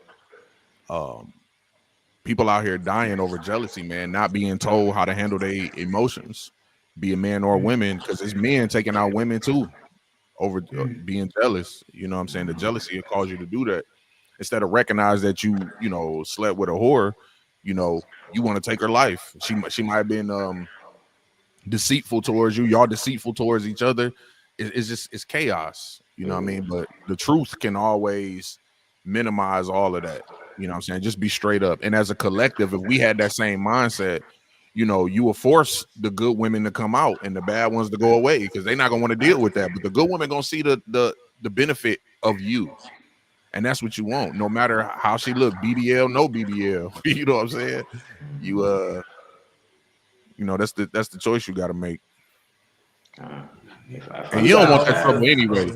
You think you want a woman with a BBL, but see, the problem with the BBL is this. I know we kind of switched. We were talking about this earlier, but speaking of jealousy, real quick, the problem with the BBL is that, let's just say you want to go out with your woman, right? Now your woman got a BBL. Now, first of all, she ain't finna wear no jogging pants when y'all go out. She gonna wear a nice fitted dress. You already know that. Now this your woman. You like how she look. You may be like, okay, I'm cool with that. She with me. Here's the issue. You like a BBL, so does 1,300 other million niggas that's in this place y'all finna go to, right? So the problem turns into, now that you got her on your arm, you become a mark. And niggas be willing to do anything for that ass. That's real talk. They will do that. If you ever been to the club with your woman, you already see the niggas looking. You see them looking. So now you got to size up every nigga in here, because some niggas get that liquor in them and they will take you down for it. That's how powerful that is. And women wield that shit like a toy. That's what they do on Instagram. You know what's nasty though? They wield it in front of you. And niggas ready to die for You know what's nasty? You know what's disgusting though? It don't matter how your girl look. It don't matter if she got a BBL or not. The fact that she with you makes you a mark. That's what's nasty about it. It's nasty work out there. Like niggas only want your bitch because she with you. Yeah. If she didn't walk in with you, he probably wouldn't even look at her. That's crazy. That's how motherfuckers be. Do be like it. But shit, I do want to just add, just piggyback earlier the statement that was made about the jealousy. You know what I'm saying? Like, also, what's important to do to understand in overall life is learn how to take your L's. You know what I'm saying? There's nothing wrong with taking L's. And I know that's going to be controversial. I understand we with the Most High is with us. Yes, we know that. You know what I'm saying? But at the same time, you got to know when to take low. You get what I'm saying? You got to know when to be like, you got that. You know what? You got it. I'm not going to be bitter about it. I'm not going to hold it against you. I'm not going to be bitter towards myself about it. You know what I'm saying? I'm just going to try to grow from it, learn from it, and move on. You know what I'm saying? Learn sometimes is good. A L sometimes is good. It's good. You know what I'm saying? So that way you can learn. You can learn. Yeah. I like how you put sometimes you got to get punched in the mouth. Damn. I like how Figuratively, though. Figuratively. Oh, okay. The L can feel like a punch in the mouth. You know what I mean? Like, you got to get punched in the mouth sometimes. If I may, the crazy thing is, a teacher told me that one day too. You know what I'm saying? I used to go to alternative school, and that shit stuck with me to this day. Because I was young and stupid. You know what I'm saying? And just hothead. He was like, you know what? One day somebody needs to punch you right in the mouth. I was like, damn, nigga, that's what it takes. And now I'm older, it makes sense, nigga. Like, that's what's gonna calm you down, nigga. You need somebody to punch you down. Yeah. Yeah, you're gonna simmer down after that one. You're gonna pop, now simmer down. God. Yeah. The teacher told me that shit. Yeah, I was like, damn. That's real facts. That was some real shit. I can't even be mad at that shit. I told you straight up. That nigga gave you a life lesson on the fly. Yeah. You just need to get punched in the mouth. That's crazy how you said that. 15 years later. God, I still remember that till this day, nigga. I still remember that, man. Mr. Brown told me that shit, like, nigga. Yeah, nigga naming everything. That, you know, right. Bruise on your ass when you remember a nigga name. Mr. Brown in 19. Hey, guess what? I still haven't got punched in the mouth yet, though. You know what I'm saying? I'm still out here, baby. You know what I mean? I'm playing. No, man. The Lord don't play, man. You know what I mean? Yeah. Definitely set my ass down. Yeah, and he'll do it with a woman, too. He'll do it because I've experienced it, so I know. Listen. Once you feel that. Put you in the mouth? Yeah, probably that, too.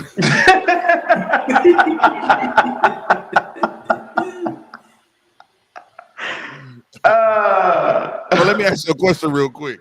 You ever got slapped while you was telling the truth? I mean, like you're more likely to get slapped for telling the truth. I'd rather get slapped. See, if you lying and you get slapped, you kind of like, okay, I deserve it. But get slapped when you in the right, it's not. Like, you know what? That shit is a shocker, nigga. Like, hold on, what? He's like, you know what? I deserve that. I deserve that. I was gonna say, nigga, I'm telling the truth. You gonna slap me in front of my friends? Man, I can imagine, man. I'm not comparing it to. I ain't gonna say that. I'm gonna just say that's it. Like, you telling the truth and you get hit, man. I mean, that's life for us now. But when you ain't in the truth and you don't understand that shit don't sit right with you. It's just like, nigga, I'm being honest. I'm getting hit. Nah, I've been. Listen, when I was younger, shit, I was like, I got it from my dad. Like, nigga, I'm telling the whole truth. This nigga gonna motherfucking, you know what I'm saying, discipline me. Like, damn, nigga, I'm telling the fucking truth. Nah, he taught you a valuable lesson, though. That's Just because it's the truth don't mean it don't come with consequences. Right. Exactly that. Yep. A wise man but once you know said, what though? But you know please what let though? this cup pass. But you know what But though? not Like my getting will. this is one thing that I'm so proud of being black for. Is that we were disciplined. And it made us tough, but it also made us act right. It made you tough, but it also made you act right. It's like you know right from wrong better. You know what I'm saying? You got a better sense of right from wrong. I think my And mama you could have also just ain't gonna let explained it to me. Listen, as a Haitian, they used to put rice on the floor. Yeah. And you had to get on your knees. My parents used to do this shit to me. They call it agenu. They put the rice on the floor, and you have to be knelt over the rice on your knees. You know what I'm saying? And if you move from it, then nigga, it's a wrap. But you have to just sit there for like at least an hour, or however how long your people tell you, all right, you can get up now. But yeah, my parents used to do that shit. Agenu. Listen, we used to have to motherfucking lean up against the wall, sit in an invisible stool, and put your arms out like that. But I would, if I had to put what kind of rice was it? Nah, it was uncooked, uncooked rice. Was it jasmine rice? Was it the long string?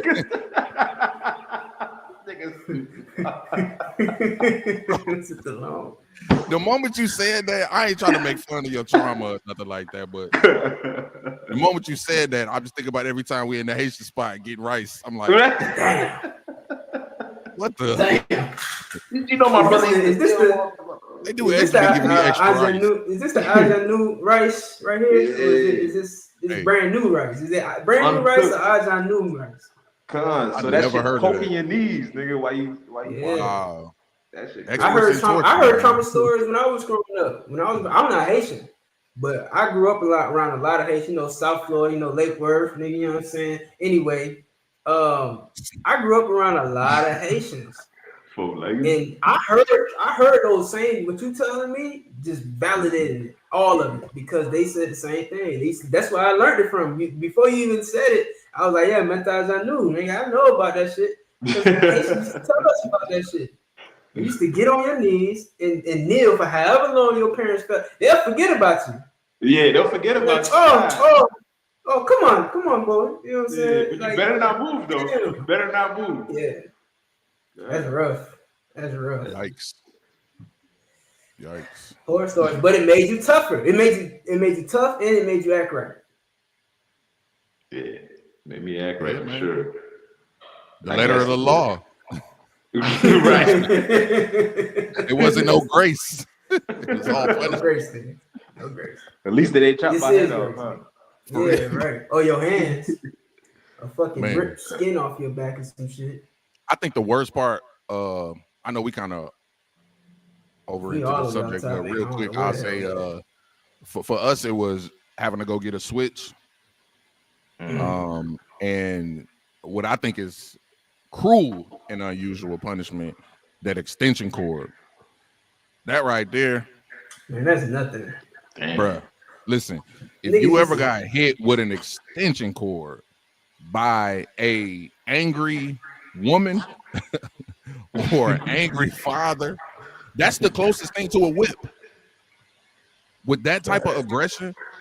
It is, though. It is. But check this out. What about getting fresh out the shower and getting whooped up? Like fresh out the shower, and your skin is more fragile when it's soaked. You know what I'm saying? Nigga, this borderline. We was just talking about this last week. Not even the shower though. Not the shower. Because when I was younger, it was baths. That's worse. Because now you've been in that hot ass water, your body been cooking. Not even gonna beat the skin off your body. Your skin all wrinkled, not even about to beat the skin off your ass, bro. You can only get that in the shower. I mean, in a we sit here talking about drama. But here's why we talking about all of our trauma growing up, is because it made you tougher. And this can segue right into our next story, because white kids don't get disciplined the way black people get disciplined, and therefore white people are shooting up goddamn schools, man. White people shooting up these goddamn schools. You don't see black people going and shooting up schools because we got our ass whooped. Mama came in with that fucking belt. And you know damn well if you go, let your mom find out you done shot up the school. Nigga, the police gonna be leasing your words. Let your mama find out. All the nigga gotta do is like, you trying to shoot up the school. Let me tell your mom. Don't make me tell your mom. Oh shit, nah, I'm good, nigga. Listen, man, what? Come on, bro. We was raised different. Go ahead. No, my bad. I don't mean to cut you off. That's why I was just going to mention. That's why fear is a beautiful thing. You know what I mean? Fear is necessary. It is. Facts. Yeah. The fear of the Lord. Y'all seen motherfucking Pulp Fiction when Samuel Jackson was quoting the scripture, and he said, "You in my fury will rain down on you, and you will know that I am the Lord." Bah, bah, bah, bah. You know what I'm saying? That movie's fire. Yeah, that shit was epic. But yeah, the fear of the Lord, nigga, like that's like the Most High. Like that's why we serve the Most High, because we fear the Most High. We know what happens when you don't do what the Most High said. Shit, that's the worst ass whooping you can get. Go ahead. Can I ask you, which I'd rather be? Y'all rather be feared or loved? That's a good question.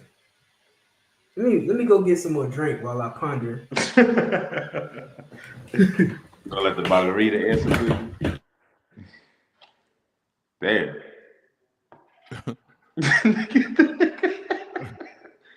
All right, which would you rather be, feared or loved, Lafayette?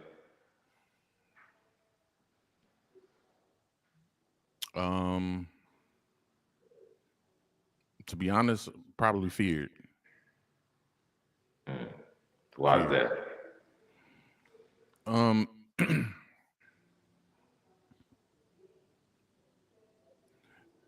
Because I think love is temporary. The type of love we talking about, like people love you. You know what I'm saying? If we talking about real love, or we talking about like fake love? Nah. Right. Nah. You on it. Basically the emotion or the temporary feeling of it. You get what I'm saying? Yeah. Versus people fearing you. You know what I'm saying? Right. So, you know, they'll love you for the moment. We've seen that in the world. You know what I'm saying? The world will big you up, say they love you, but then pull the carpet. Once the carpet or you make any false step, the love is gone and they start hating you. And not only do they start hating you, they don't fear you. But in the case of being feared, as long as I'm doing what I do, that fear will be there. The fear, it ain't nowhere to go from there. You know what I'm saying? Like fear, it could go up. Now you could fear me and then start loving me, but once you lose love, you ain't gonna fear me. Right. That's how I look at it anyway. So I'd rather be feared. No, I did. What say you, Itazab? I know we kind of off track a bit. My bad.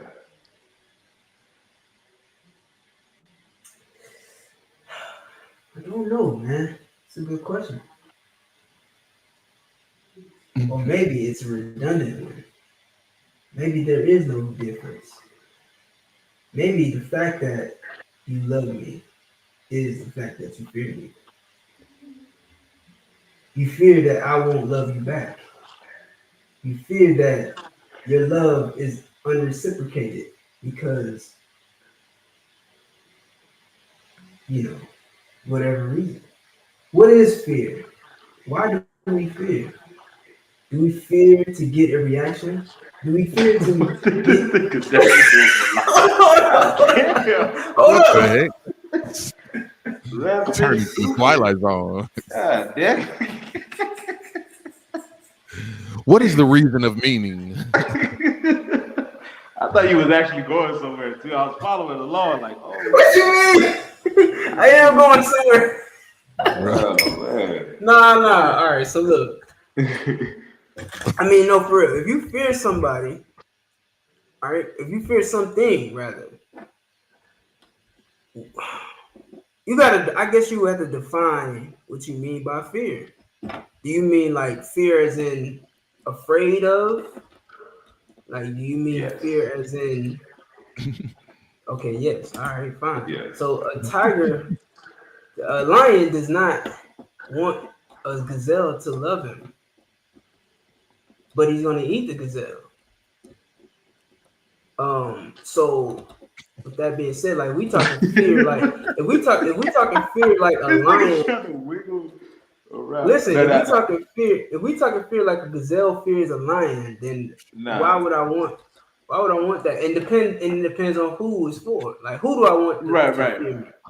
If I could add some context, this nigga laughing. If I add some context, he funny, dude. He funny. I'm gonna cause this nigga laugh for y'all. If I add some context, like I'm, of course, with the gazelle and the lion, that's a predator and a prey. I'm asking even amongst your peers, right? People that you deal with on your day-to-day life, either your rib, your friends, your family. Would you rather be loved by them or feared by them? We already know the oppressor. I would rather be loved. I would rather be loved by my peers and my ribs or whatever. Because if you love me, like the scripture said, if you love me, you would do what I say. So there's no need for fear necessarily. Like for someone to fear you is like you don't want to face the consequences of not doing what they say. But if you love somebody, if you love them enough to submit to them, like we talking about a wife, right? Let's say in the context of a wife. If a wife loves her husband, we know that love is not just an emotion. It's an action. It's like, what would you do for that person? You say you love. So, like love is enough to make a wife submit to you, and she'll do whatever you say. As for like a peer, if a peer loved you, you know what I'm saying, they'll die for you. Like, it's a difference when the fear becomes, they're only doing it because like they're only doing it because they know that you'll kill them or some shit. You know what I'm saying? Like I'd rather you do it because you want to do it, rather than you doing it because of whatever consequence may come. Not to say that you shouldn't fear fear. You know what I'm saying, that you shouldn't fear someone, but I think the love is more important. Okay. I mean, it's no right or wrong answer. You know what I'm saying? It's all opinion based. Okay, I passed. It's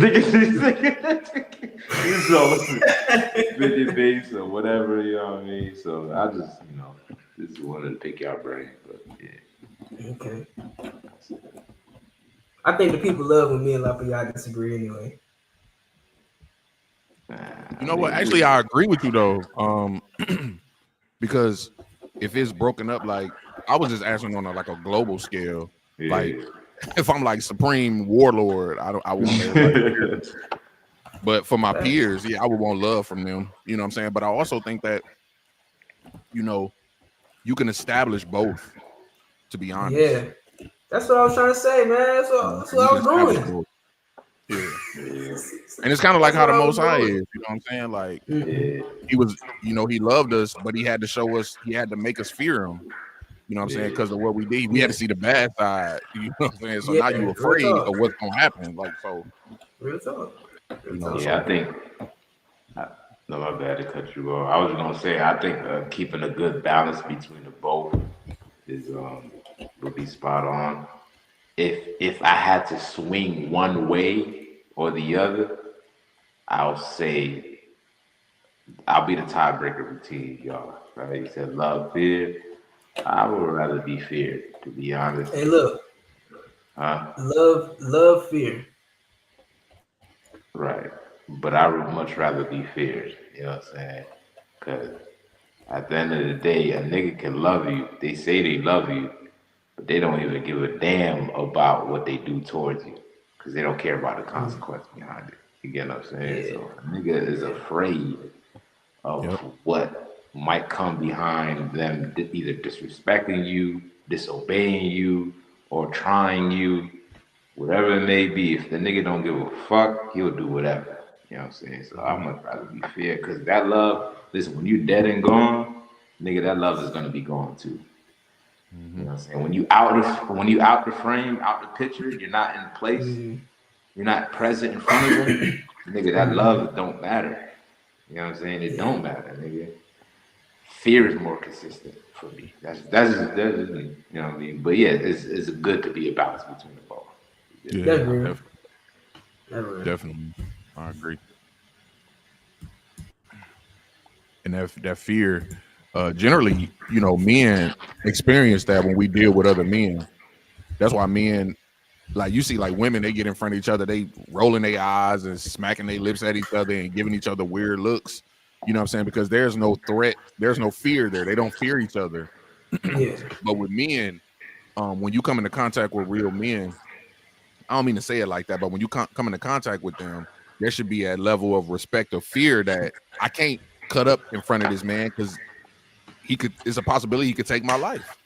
You know what I'm saying? Like, so it should be that respect there, right? And so that fear, like you were talking about, that fear is it kind of keep a baseline between the two. You know what I'm saying? Like fear and love. Yeah. But yeah, to each his own. To each his own. It's just a random question.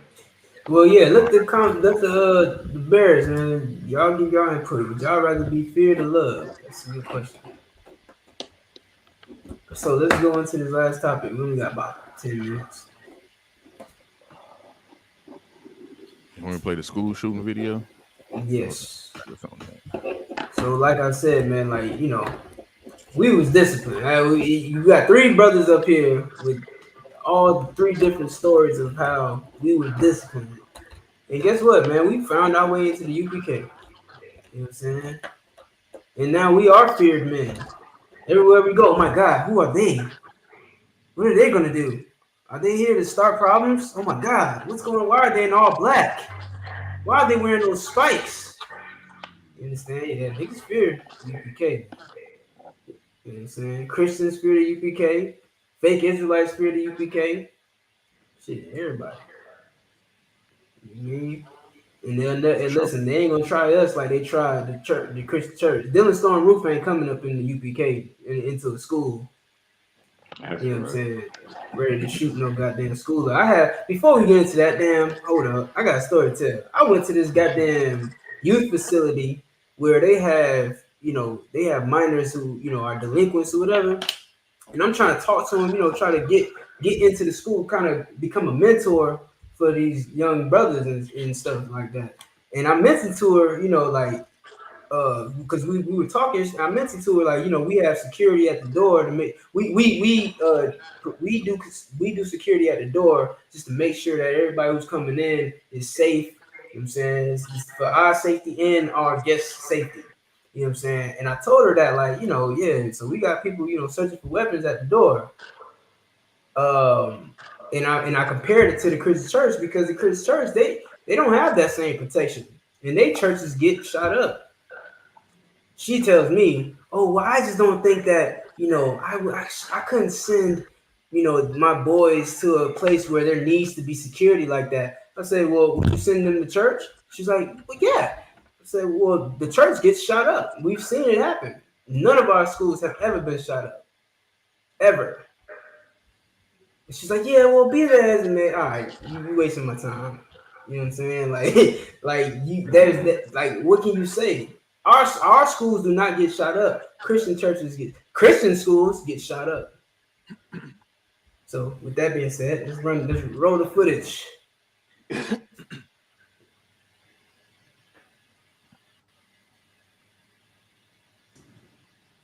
Of emotion, sadness, anger, disappointment, grief for the Madison community. We were brought together by a tragedy, and today 3 families woke up this morning to a world without a loved one. And that can never be outdone.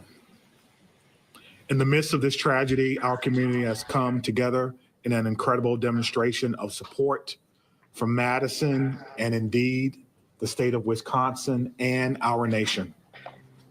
I cannot express enough gratitude to the many emergency response agencies who provided direct support to the Madison Police Department. We could not be standing here today without the men and women of law enforcement. I mean, that video like 10 minutes, but I mean, I think we get the gist of what happened. Yeah, man. So it was a white girl this time, right? I believe so. I can see if we can. Do we have like footage of the actual event happening? The shooting? No, I don't think nobody do. Yeah. Well, not necessarily the shooting, but you know, like usually cover like footage of the kids And evacuating. we'll the continue to building. release information that can be used to improve. Trying to skip through this video. We're asking anyone who knew her or who may have insights. Okay, let's go here. On this document when we can. If I'm not mistaken, the bitch There are always signs. The who? Right? She killed herself, didn't she? Yeah, she was among one of the ones gone. Yeah. The range, bro. You know what I mean? Yeah, she didn't get told to montage anew. Right. She didn't get hit with that switch straight out the shower. That was a problem. She would have died in the black household. Nigga. She would have withered away. And I think she would have killed everybody. Fuck that. She would have killed everybody. She would have tried to kill everybody in that black household. That's why white people don't whoop their kids, because they afraid that Timmy gonna fucking kill them. Yeah, they don't establish no fear with their children because they look at the fear part as of some sort of abuse. Yeah. Right. They don't really take an authority over them. So when they get out in the world, they have no respect for authority because they've never seen authority. It's different. You know what I mean? Like somebody putting the fear of God in you. You know what I mean? Some of that thing is to do that. You know, and they don't establish that. Some of them don't. A lot of them don't. Right. And if I may, Lapia, I don't mean to cut you off. I'm glad that you said that it was heavy about how just because you feared or their parents should be feared doesn't mean it comes with abuse. You know what I'm saying? Like you could be feared and you don't have to abuse the hell out of them. You know what I'm saying? Right. You still just play your role as a parent. You know what I'm saying? Letting them know that you are above them, you are the authority, and you hold this position, and they should respect that. They should fear that.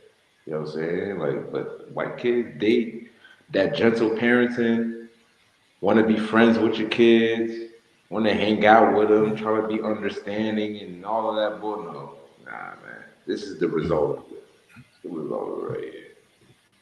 Yeah, I think there's moments in times. Yeah, there's moments in times, and just like we said before, it could be used across the world. Like I said, like in the Bible, we farmers. You know what I'm saying? We sheep herders. You know what I'm saying? So everything will revert back to being a husbandman. You know, planting seeds. You got to know at the right time when to trim. You got to know when to water more. You need to know, whatever you do with your green thumb, you know what I'm saying, that get this tree to grow. And if you don't do it at the right times, it can turn into a deformity. It could, stifle itself if it's not managed correctly. So these are seeds, our children. So they get planted and they don't get raised up in the right environment because it take a farmer to be able to tell what type of ground he got, what type of food he should be yielding, and what's bad and what's good. And with your children, it's the same way. Exactly. Because even if you have two separate, because when you have children, those are separate spirits, right? They come from you, but they separate spirits. They flesh come from you. So when you come in contact with these spirits as a good husbandman, you'll be able to determine what you need for this one and what you need for this one. For this child, this is how I have to discipline. This is how I have to teach. For this child, this is how I have to do that. And sometimes in America, they try to cause us to take this blanket thing and cover it gentle parenting. It's either gentle parenting or you beat the hell out of your kids. There's no in between. There's no reasoning. You know what I'm saying? So if you don't do that, this is what happened. It grows up and it blows up in your face. That father should have been able to see that dirty seed in her and said, okay, I'm not giving her no gun so she could go shoot at the range. I'm not finna do that. You know what I mean? I'm not finna, you know, she don't need to see this. She don't need to be here. I need to know where she is. It's too much freedom. Too much liberty. Too much freedom. That's what it is. It's too much liberty. It's like white parents. This is why I'm glad they started arresting the parents after a school shooting, because y'all don't have, like, white parents don't have that mind frame to say, hey, wait, hold up, something's not right about my kid. I have to do something differently with this child because something's not right about him. This is the same problem that's going on in the LGBTQ community. It's a problem in your face and you're ignoring it. There's a problem with your child if they think that if it's a boy and he thinks it's a girl. There's a problem if your daughter thinks she's a boy. That's a problem, and you're ignoring it. You're a terrible parent. You're absolutely horrible at your job. You have one job. You laid down and had that baby. You had one job: be a good parent. You failed, and now your child doesn't know. Your daughter doesn't know that she's a girl. Your son doesn't know that he's a boy. Your little devil baby is going to go into a school and shoot everybody. Well, guess what? The only way things can change is if more white schools get shot up. That's the only way things are going to change. So if nobody else got anything to say, I think that concludes our show. Hey, two more blessings, Christ, after water for watching. Lama sin job. You know what I'm saying? Two more blessings job.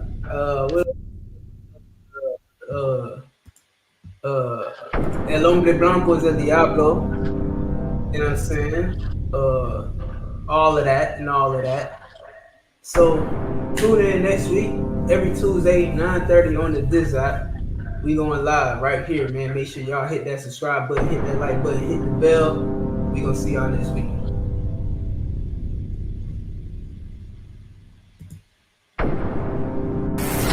Yeah. You ready? Nah, I mean, is you ready?